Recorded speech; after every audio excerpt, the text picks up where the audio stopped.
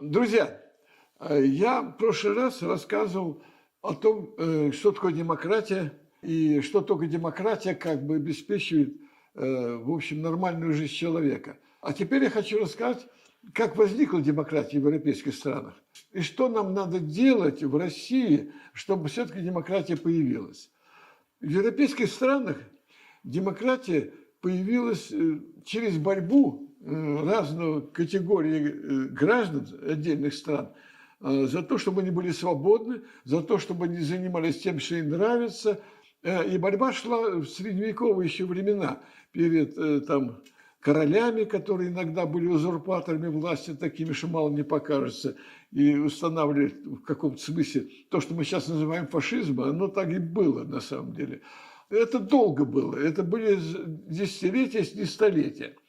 Но еще раз подчеркиваю, они боролись за свои права, за свои свободы. А тема это стала мировой темой. Эта проблема стала мировой после Второй мировой войны.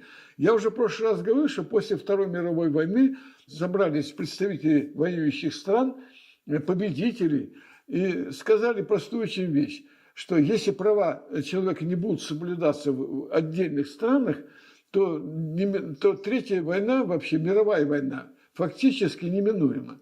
Что надо делать? Надо, чтобы права человека соблюдались в каждой стране. Отдельного человека, подчеркиваю, не категории граждан, а отдельного.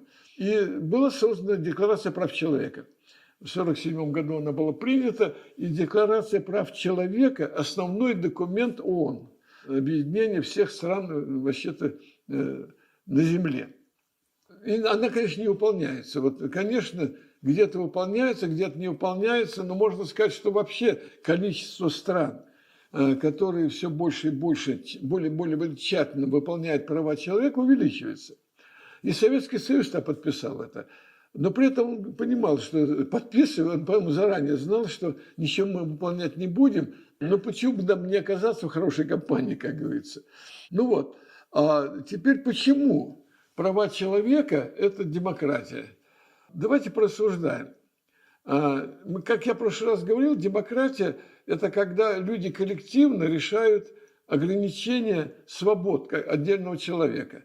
Я говорил в прошлый раз, что это полиция, над полицией наблюдает правительство и президент над полицией, над президентом и правительством наблюдает парламент, а все это вместе как бы воплощение идеи, что народ определяет власть, которая им руководит, но при этом они берут, каждый человек берет на себя определенные ограничения, и все это выглядит в виде законодательства.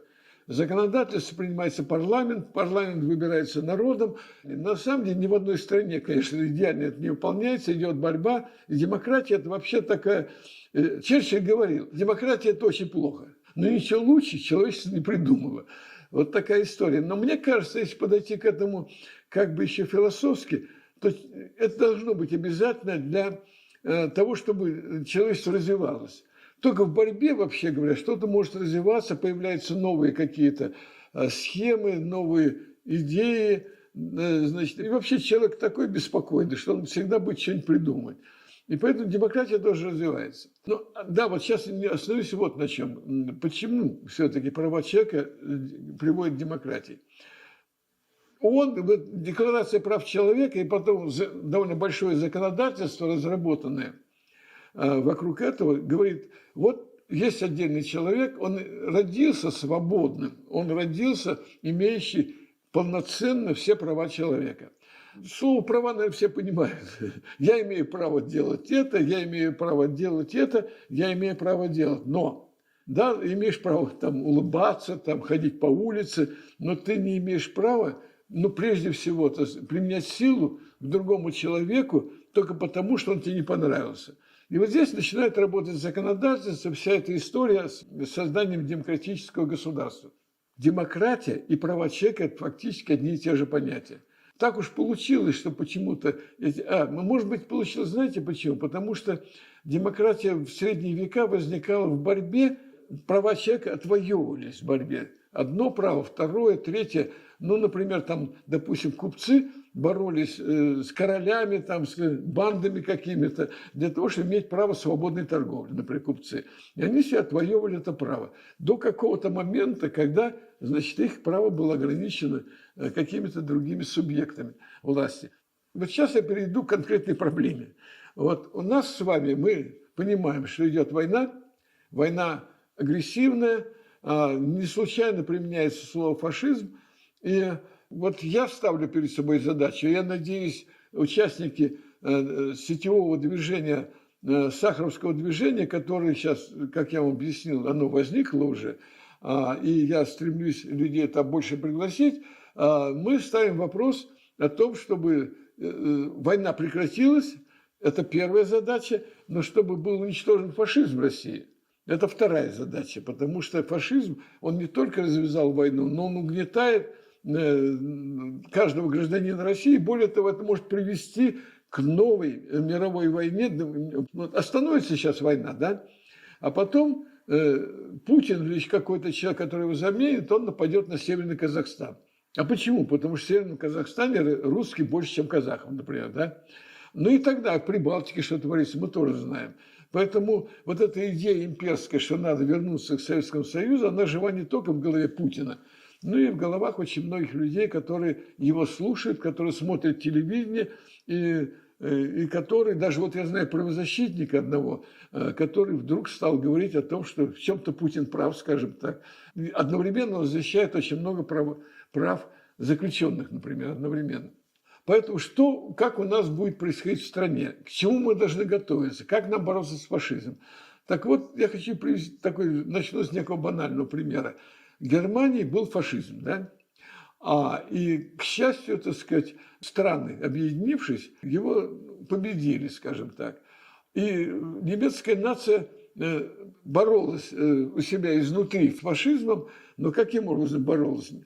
Я бы так, хоть я и сказал изнутри, но только тогда, когда она была оккупирована, когда была победа, когда, значит, западные войска вошли, и советские войска вошли, оккупировали Германию, и Западная Германия была оккупирована демократическими странами.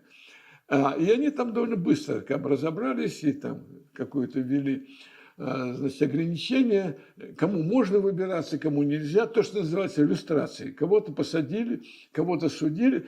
Они делали вместе с немецким народом, вместе с немцами. Но немцы сами бы это не могли сделать быстро, очевидно.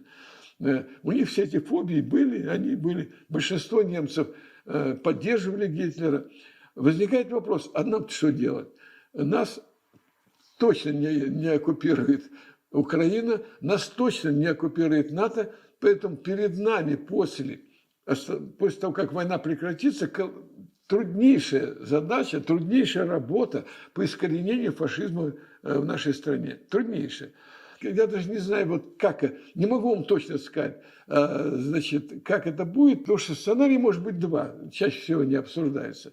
Один сценарий – это когда полный хаос в России возникнет, значит, люди с оружием в руках, а таких очень много, вернутся из Украины, и они будут готовы, значит, мстить всем тем, кто в России, кто не погиб, скажем. Вот у них погибли друзья, так сказать, там и так далее.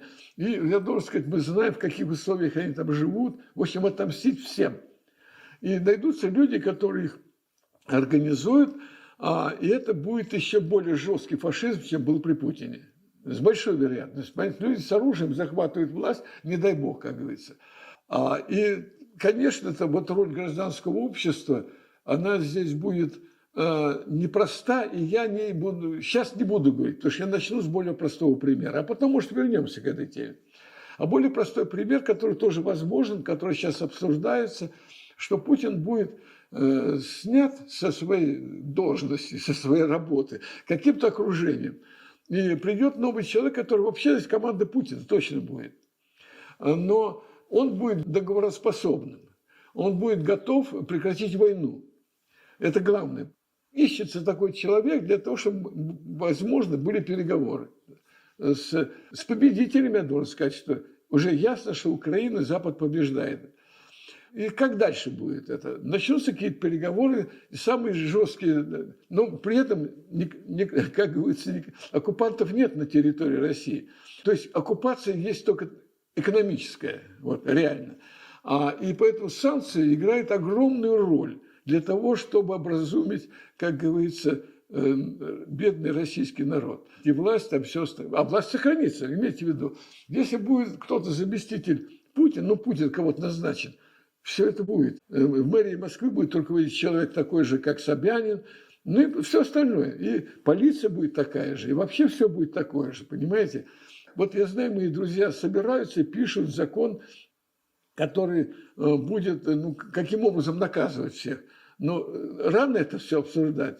Надо сначала взять права человека восстановить и демократию в стране.